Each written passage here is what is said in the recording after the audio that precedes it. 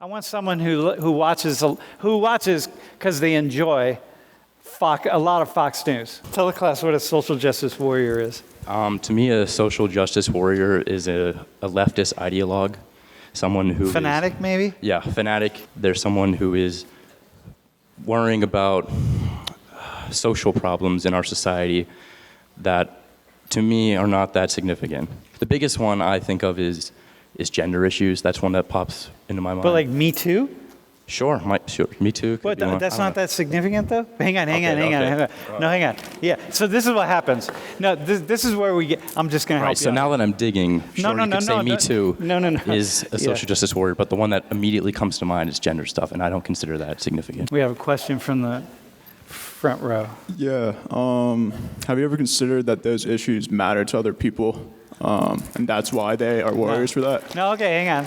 So the question is, how do you deal with social justice warriors when everyone, like this is what we were saying about fanatics, every issue matters to somebody? Mm-hmm. And so what do you do for that?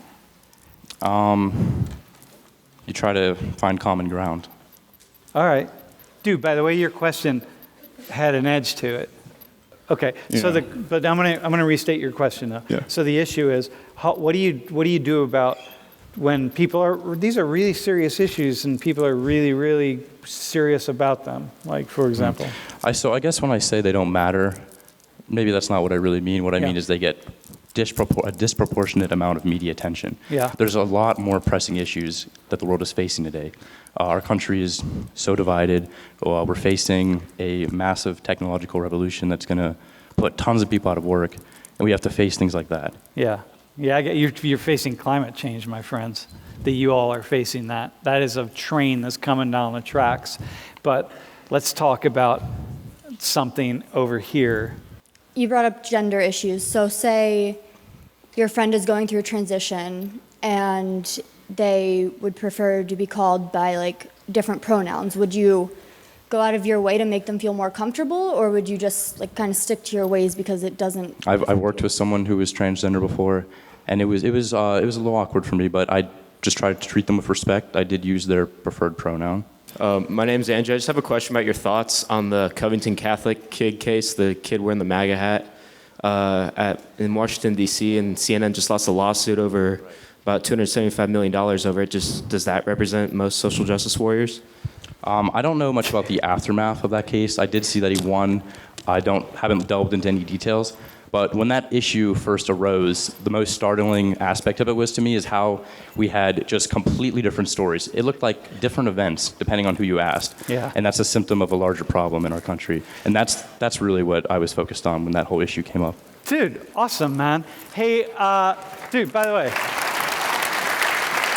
I need a frat guy. So here's what I want you to discuss. Well, actually, I don't really know a lot about this. I know it was like a big Twitter thing. It was about like sexual assault, and like women coming out and like calling like men out for like sexual assault. Like. Mm-hmm. Someone has a question for Ryan. Do you think it could be related to a movie producer who's no longer a movie producer? I actually know that's actually, I heard it was like something about like Harvey Weinstein. Was that it? I believe so. All right. Dude, nice question. All right. Anybody else? Who else has got a question? All right. Go ahead, man. So are you aware of the like significance around such things such as sexual assault and like rape happening, or like being like almost like coming from, I guess, fraternities in a way? Yeah, I think like it actually is an epidemic in the fraternity system. Like I think it happens more than like people like say, and I think it's just like people who are just like afraid to like call people out for it, and like I think this is something that's good for like women around. Like they have like a movement that they can like build around, and like start calling people out for like what they do, you know? So I hear that you keep saying a lot of women. Do you think that it's just women that are experiencing this? Like, whoa, good question. Nice question. Yeah. Well, especially in the prison system, like there's a lot of like sexual assaults for males. So. Yeah. I know. No, hang on. No. No, it's a huge problem. No, hang on. That's a. Wait, did you mean? No, dude. Okay, hang on. Did you mean, is it just women who are being assaulted or using this? Wait, hang on. It could be that too, but I'm talking about more so like, I feel like, you know, within a fraternity, do you think that there is assault of men as well? Like, I know you're in one, but yeah, I know. But like, you think that men could come out about this too? It's not just like a woman thing? That's what I mean.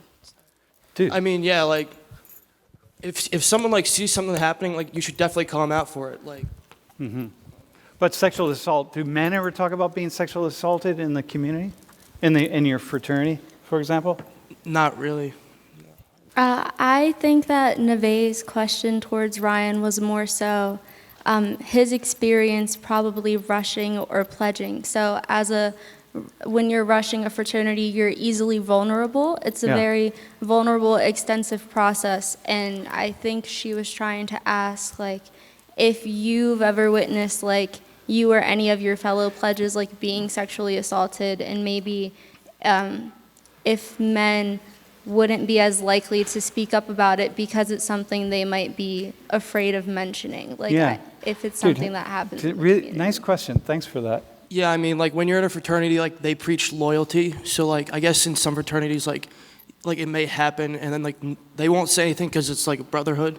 Yeah. But, like, you should be calling out people for that. Like, that just can't. But y'all do, but people do some really crazy things that are, like, especially in male fraternities that are very homoerotic. Let's just say that. You know, like, that involved a lot of nakedness and all sorts of, like, stuff that goes on. I mean, maybe, okay, you know, and again, maybe not I've been around the block a long time, and so, like, Yeah, not in my fraternity. Yeah. I'm wondering if you think that fraternities right now are getting too much flack or maybe not enough flack from the Me Too movement, or if there should be more or less of a focus on fraternities. Dude, nice question. It is a big problem in fraternities, so I guess, like, maybe there should be, like, more light shed on, like, the sexual assaults that happen in fraternities, because, like, a lot of people don't talk about it in fraternities. Like, they, like, push that stuff down, like, push it away. Yeah. So, I mean. So here's a way to think about this, though, right? See, in some ways, fraternities are like, and sororities are really easy targets, because you're these social organizations that come together, and you know, you basically have nothing else that bonds you together except you went through some kind of hazing project. Even if we don't call it hazing, it's something that pulls you together, right? Something that bonds you to the other people in loyalty and so on, right? So it's really easy then to say, oh, we're going to do all this programming, this Me Too programming for the fraternity community, right? Well, not a very large percentage of Penn State is involved in frats and in Greek life. So what about everybody else? How do you get them all to come in a room? Like, if we want all of the men who are pledging fraternities to have to go through some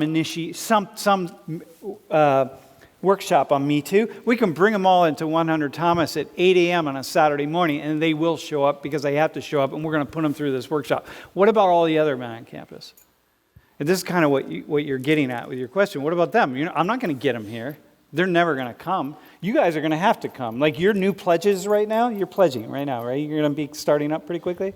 Yeah, rush starts. Rush starts, right? So you're going to force them to do stuff.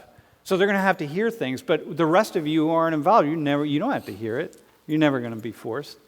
And so there's a way in which fraternities get, like, kind of poked at. You know, it's like, you guys are the problem. What about all the other people?